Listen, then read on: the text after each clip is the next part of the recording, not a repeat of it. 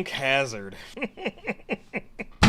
I generally have been having a very good time going through One Piece and reviewing One Piece. There have been some lows, there's been some highs, plenty of highs. Fantastic, a great, fantastic amount of highs, ladies and gentlemen.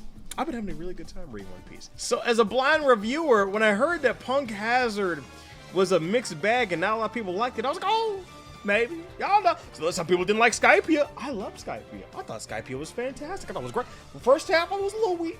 A little weak. But after NL gets introduced, we get the backstory with Nolan and everything. Oh, chef's kiss. Voila. Love it. Love it. I'll take 2 to go. Thank you. Right? Y'all know how I wasn't feeling Thriller Bark and Long Ring Long Land. I'll take 3 Thriller Barks over Punk Hazard.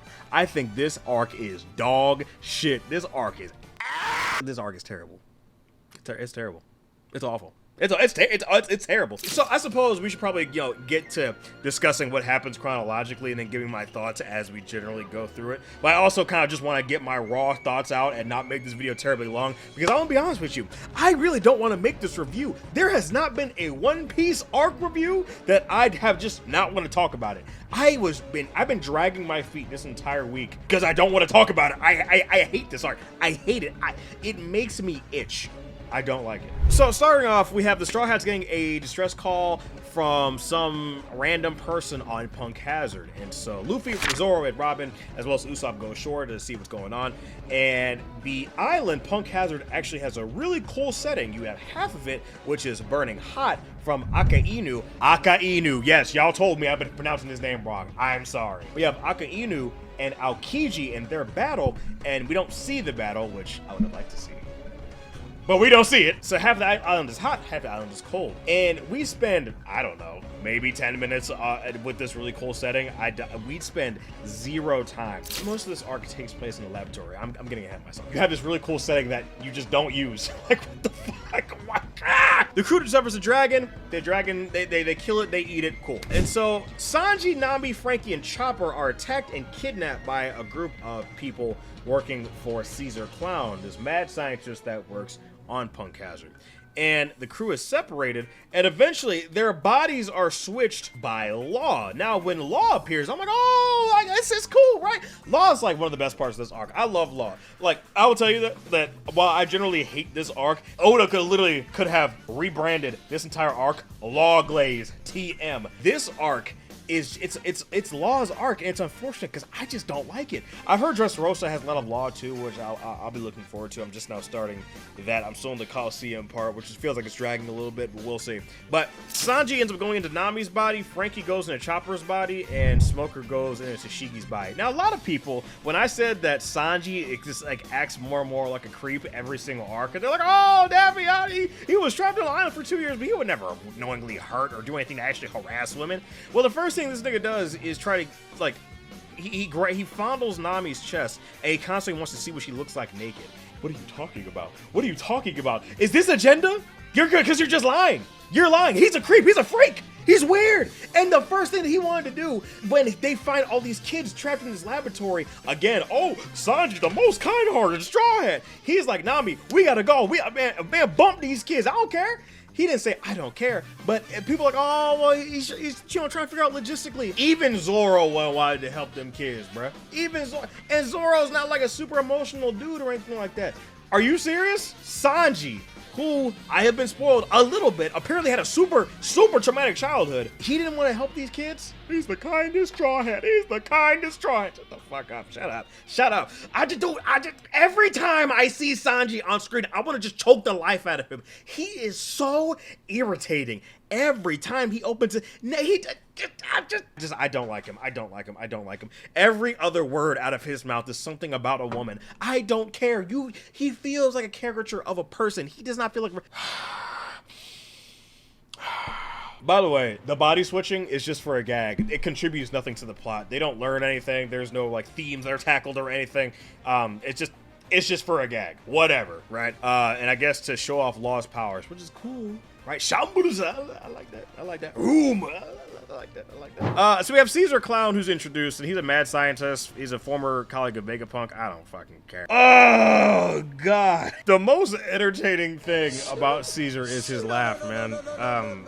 He just, What if I told you that the nigga from Syrup Village with knives on his fingers was more entertaining than Caesar Cloud, man? Because at least you like have the twist that, oh, well, he's the butler, but he's evil. Like, the crew around him sucks, right? I'm talking specifically about the butler from Syrup Village. The crew around him sucks. They're not funny. Neither is really anybody from Caesar Clown's crew. The only person that's really worthy of note is Monet, and the one guy that got Law diffed like fucking instantly. It wasn't even a fight, really. After Law got his heart back, there's nothing entertaining about Caesar. Caesar is so bland and cookie cutter. He's just, I'm an evil scientist. This is the second time we've seen that trope. We literally had it with the doctor from Thriller Bark. This the same person. What? Okay, whatever. And so this Caesar Clown is conducting experiments on children, and he's forcibly enlarging them with gigantification drugs.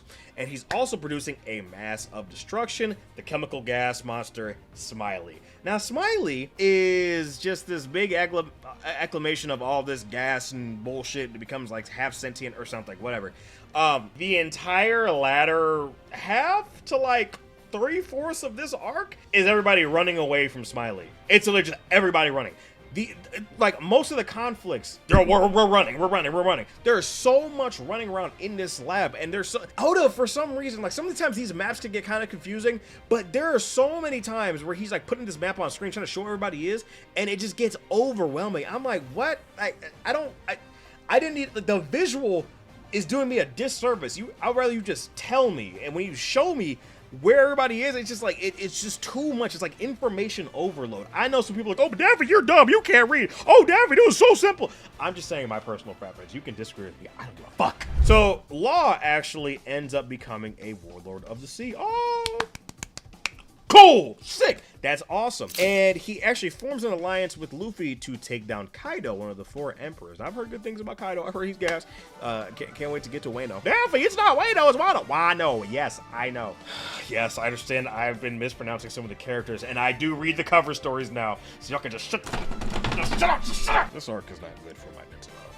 So the children are actually heavily addicted to Caesar's drugs, lead them to these dangerous withdrawal symptoms, and Chopper is enraged.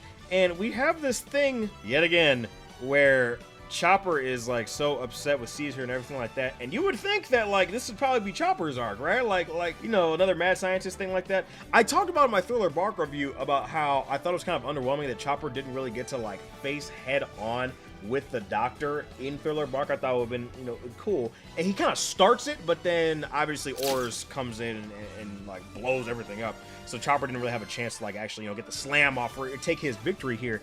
And Chopper was, as a doctor, you know, seeing these kids and one of the kids that actually he forms a bond with, he's so upset with what ends up happening to her because he ends up swallowing all these pills so the other kids don't take them and have longer prolonged withdrawal symptoms. You see how angry he gets, but he doesn't really do anything. I'm not saying I just want a bunch of hype moments in Aura. Chopper just, he gets mad, he gets upset, but he doesn't do anything. It's weird. It's weird. I don't know. Yeah. So you have Kinemon, whatever. Someone's gonna correct me in the comments. You have the samurai from Wano who got hit with Room, and he's been looking for his son Momonosuke, who ends up turning into a dragon. I believe he actually ate an artificial devil fruit, and he actually turned to a dragon, and he can actually fly. Now you have this thing where whenever he thinks about flying or he wants to use that ability, he sees Doflamingo and he actually gets scared. So I'm very curious to see what that means, if he knows Doflamingo has any sort of trauma or it's just something within the Smile artificial devil fruit where he can actually control these people, because actually Luffy ended up surprising him. He actually ended up doing it anyway. But Kinemon, I don't really feel any sort of type of way. He's fine. He blends in with the crew well. He's decently funny. Listen, I know as a YouTuber, I have to be able to yap and talk for a very long amount of time, but I don't know a lot about him to make something up. He's just fine. He has a cool ability. He has fire. He has a fire sword. That's cool, right? He actually gives us a little bit of lore talking about, like, what, Zoro, why do you have that blade? That's like the ceremonial blade from Wano. And Zoro's like, huh? Like, we have to get off my dead corpse, which is fine. Right? You know, that'd be cool. That'd be cool. Very curious to see what Zoro ends up doing in Wano. I'm very big feeling there'll be a Zoro-centered arc because it's a land of samurai. So we'll see what happens there. Hopefully that's fire. Hopefully that's fire, right? And so you have actually Smoker versus Law. And this is actually decently entertaining because it's actually Vice Admiral Smoker now. So he actually got a level up. He's actually not longer captain. He got a promotion, so good for him. They ended up getting some heart switches. And the Marine forces under Smoker and Tashigi arrive on the island as well. Now Tashigi, what the fuck was Oda thinking? So Tashigi, if you guys remember, is actually from, I believe, Alabasta. No, she's from the East Blue Saga. Excuse me. She's in the end of the East Blue Saga. When Zoro's buying one of the swords, the cursed sword. It's from Wano, apparently. And there's this whole thing, like, where Zoro gets mad with her because he reminds her of his childhood friend who had passed away. She's like, one of the first things she tells Zoro is like, oh, you look down on me because I'm a woman. You don't think I'm as strong as you. And Zoro's whole thing is like, no, women can be strong. Like, obviously, the person he admired most growing up was a girl. And he was upset that she was getting older. And, you know, obviously she started having more of a female body. And so as he was getting, you know, to become more of a man, he would overshadow her regardless of her overall skill. She thought that, but he didn't think that. He's like, no, you're gonna be the strongest in the world. I'm still gonna beat you, right? But unfortunately, she passed away before she could do that. So you have this idea that, you know, Zoro thinks that everybody's equal. You have that one line from Skypiea where NL shocks Robin and Zoro's like, she's a woman, you can't do that. And NL's like, I don't care. People think that, oh, Zoro thinks everybody can fight equally, which is true, but it doesn't mean that he's still, like, no one still wants to see a woman get hurt. That's just how you should be genetically set in stone, right? Like you don't want to see a baby hurt, you want to see a woman get hurt. Like, that's just how people are, right? But for some reason, you have Monet versus Tashigi. Tashigi kind of gets just like bitched the entire time. Like, she just gets absolutely cooked. And Zoro, with no hockey, just raw aura, one taps Monet. And you're like, oh, well, Daffy actually, Tashigi actually hit her with the hockey and killed her. No, she didn't. She was still alive and was going to press the big red button and kill everybody on the island. I don't understand what Oda was thinking here. Why would you set up a whole thing where Tashigi is like, oh, no, you know, I'm still a woman, I'm still strong, and da-da-da-da. You know, I'm obviously, you know, equal to all my male peers around me and all this. You set this up, and then you have Zoro get the last hit on her, the last meaningful hit. What? Why? I don't get it. Luffy, who fights and defeats Caesar once, but he's actually betrayed and he's captured during a second encounter. Caesar tries to gas Luffy and Law, but he ends up, you know, getting trapped by them because they already had a plan formulated. So anyway, Smiley, this gas demon monster thing, it consumes a candy and it blows up, and everybody is like, oh, run away, ah! Like, run away through this factory for like, I don't even know how many chapters straight, whatever. And Sanji eventually does rally up all the Navy men that he says he hated, and it's like, I don't want to talk to guys, whatever. He actually rallies up all the Navy men. Good for you, Sanji. I don't hate you for 10 seconds. Law destroys Caesar's Sad Factory, which, you know, produces the chemicals for creating artificial devil fruits. Now, I'm actually very curious to see where this is going to go, because artificial devil fruits, monetization-wise, that could be absolutely insane for whoever's in possession of that. Kaido, as well as just other people. And I'm very curious to see what new characters we're going to encounter because of that, and what new abilities and forms and drawbacks they will have as well. There's this one Navy dude who's bad and died. Whatever. I didn't have a chance to actually get attached to him and care. I mean, he fought Sanji for a little bit, and Sanji actually kind of got worked. He was like, oh, dude, good thing he got called away, because I probably would have got cooked. So, I mean, I guess this is the first time the Straw Hats were, like, properly challenged. But I can't really say that, because Zoro, Nami, and Brook, they get jumped by the Yeti brothers, get knocked out with some gas, and we don't see it. They get off screen. The Yeti cool brothers, bro, like, I even them, like, okay, like, they're supposed to be like these like crazy assassins, brown beards, like, oh, bro, they're gonna kill you, oh, and they sneak them with gas, but then Law one taps them as soon as he sees them, and then Law like slices the island in half. Like, again, it's just Law glaze, which is cool. I like Law. I like Law. I do. But there's nothing of substance here, man. What themes and stuff? Like, I get One Piece's adventure series is supposed to be fun, but this was a drag to get through. I was not entertained, bro. I was not entertained. Luffy knocks out Caesar Clown and he captures him. By the way, have you noticed that there's one person I have not mentioned one time during this entire thing? Frankie. Frankie is nowhere in this arc. He's there, like, in the last 2 chapters of it, but Frankie is just not here. I don't know what happened. I don't know if Oda forgot or something. He wanted to, like, stay on the Mary or something. Why? Why not have Frankie included in this arc? He's just gone and nowhere for, like, I don't even know how many chapters. It was so odd and weird to me.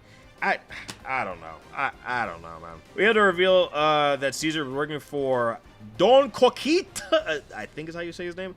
You are looking at Julian's pronunciation guide, where we look at how to pronounce better some of the most mispronounced words in Don Quixote do Flamingo. Don Quixote do Flamingo. Don Quixote? Quixote? Don Quixote Don Flamingo.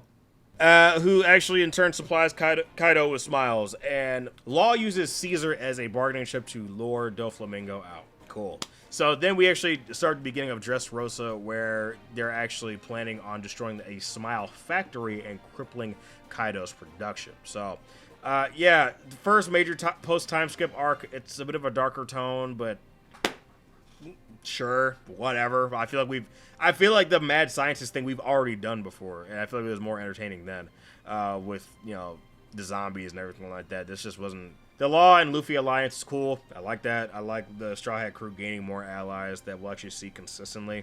Yeah, I'm struggling to think. I'm struggling to think of things I want to talk about, man. I just. Let me know down in the comments, man. Let me know down in the comments what you guys think of Punk Hazard. I think this. People said that One Piece had a really rough start with post-time skip. They weren't lying to me, man. They were not lying to me. I'm taking Long Ring Long Land over this. I'm taking Syrup Village over this. I'm taking all the beginning of Skype over this. This is bullshit. Bullshit art. I don't like it. I don't like it. I'm not gonna lie, it's kind of soured my feelings on reading more. Obviously, I will, but like even starting Dressrosa, I feel like the start of Dressrosa is a little slow, but it's fine. I know how these One Piece arcs go by this point. It's gonna be a slow start, and then actually we have all gas, comes to the end, and then get ready for more. So I understand. I get it. I just whatever, man. Yeah, it's me, boy Daffy. Goodbye. I'm leaving.